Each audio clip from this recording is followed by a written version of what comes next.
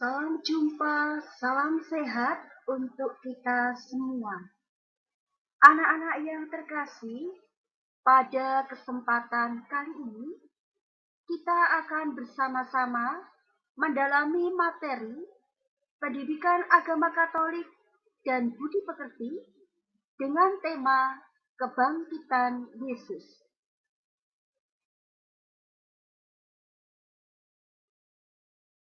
Menurut pandangan umum, kematian sering dimaknai sebagai akhir dari segala-galanya bagi manusia. Ketika manusia mengalami kematian, berhentilah semua aktivitas kemanusiaannya dan tidak diperhitungkan lagi oleh orang yang masih hidup.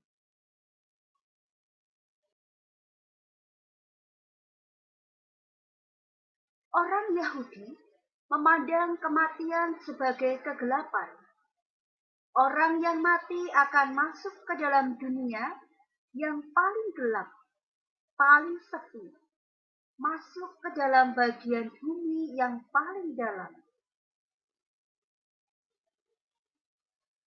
Hidup atau bangkit berarti tetap dikenang kehadirannya, senantiasa dirasakan walaupun dalam wujud yang lain, seolah memberi inspirasi untuk menghasilkan karya-karya besar yang sebelumnya belum terwujudkan.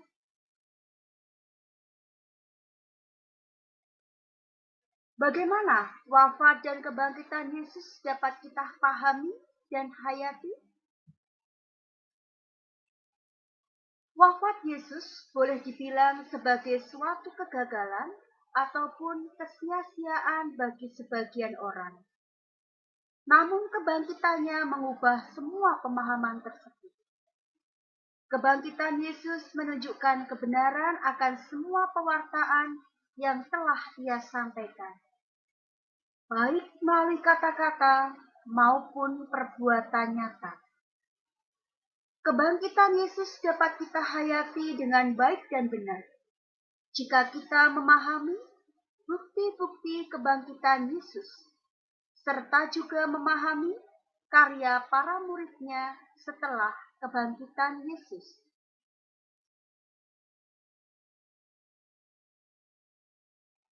Kitab suci tidak memberi laporan tentang bagaimana persisnya Yesus bangkit dari maut. Namun demikian, melalui kesaksian para murid Yesus, kita dapat meyakini akan kebangkitannya, bahwa Yesus benar-benar bangkit. Apa buktinya bahwa Yesus bangkit? Buktinya adalah yang pertama, batu penutup makam Yesus sudah terguling. Makam Yesus kosong, kain kafan Yesus tertinggal, pernyataan malaikat yang mengatakan bahwa Yesus bangkit. Penampakan-penampakan Yesus.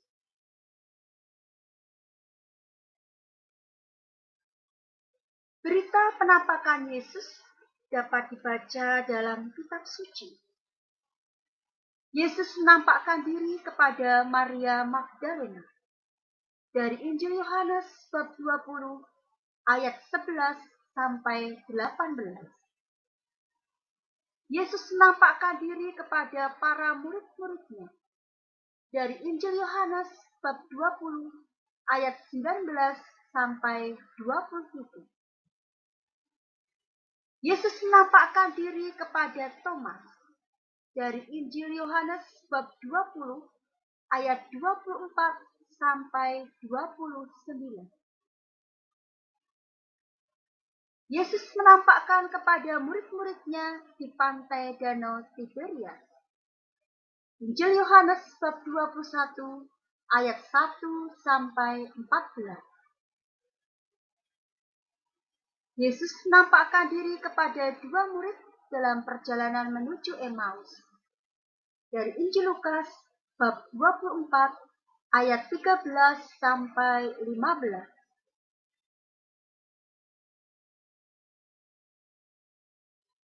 Bagi orang Yahudi, segala kemalangan di dunia adalah hukuman untuk dosa, apalagi kematian. Maka dengan kematian Yesus di kayu salib bagi kebanyakan orang Yahudi pada zamannya, Yesus dianggap gagal, sia-sia, dan seluruh karyanya seolah-olah musnah seiring dengan kematiannya. Dengan kematiannya, seolah-olah Yesus tidak diperhitungkan lagi. Tetapi dengan peristiwa kebangkitannya dari alam maut, Allah membalikkan semua pemikiran tersebut. Yesus yang bangkit adalah Yesus yang hadir di tengah umat manusia dalam kemuliaannya, dalam tubuhnya yang mulia. Ia bisa hadir tanpa dibatasi ruang dan waktu. Yesus dapat hadir di mana saja dan kapan saja, dan kepada siapa saja yang percaya kepadanya.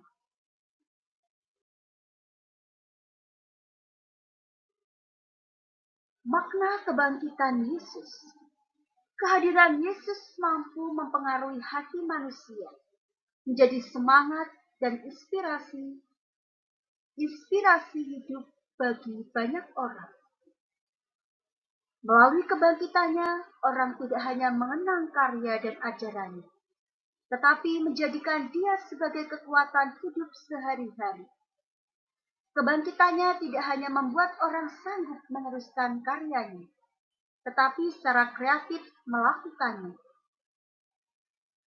Kebangkitan Yesus merupakan pembenaran dari Allah terhadap sabda dan karyanya. Pembenaran terhadap perjuangan Yesus. Kebangkitan Yesus juga memberi harapan baru bagi umat manusia, bahwa ada harapan yang lebih baik setelah kematian di dunia ini.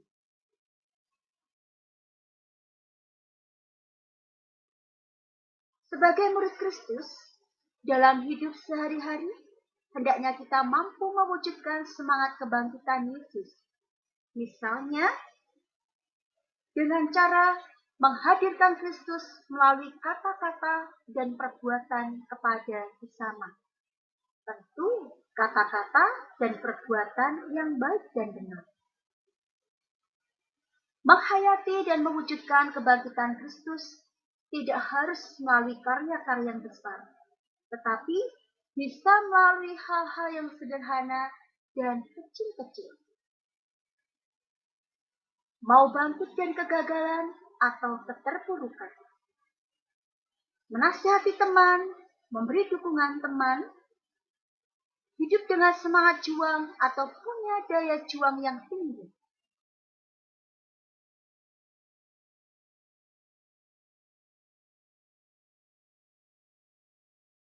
Makna kebangkitan Yesus bagi manusia adalah bahwa kebangkitan Yesus mengajarkan pada kita untuk senantiasa bangkit dari kematian dan dosa, yakni meninggalkan cara hidup lama menuju hidup baru dengan sikap peduli terhadap orang lain. Tidak mudah menyalahkan orang lain, tidak mudah putus asa dan percaya. Menjadi orang yang selalu bersyukur dan mudah berterima kasih.